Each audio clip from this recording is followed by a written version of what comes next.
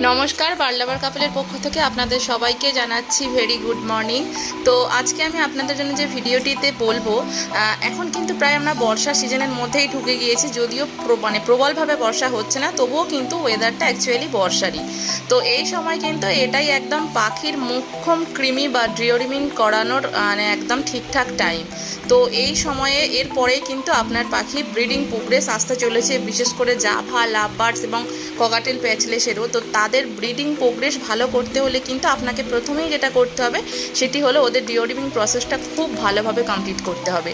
তো যারা ডিওরিমিং প্রসেস এখনও পর্যন্ত করছেন না, তো তাদের কাছে বলবো তারা অবশ্যই এই প্রসেসটাকে যত তাড়াতাড়ি পারবেন কমপ্লিট করে নিন। আর কেউ যদি না জেনে থাকেন যে কেমনভাবে ডিওরিমিং প্রসেস কমপ্লিট করতে হয় বা ডিওরিমিং প্রসেসের ঠিকঠাক প্রসেসিংটা কী, তো সেইটা নিয়ে কিন্তু খুব তাড়াতাড়ি আমি বড় ভিডিও দেব বা আমার চ্যানেলে বড় ভিডিও আসবে।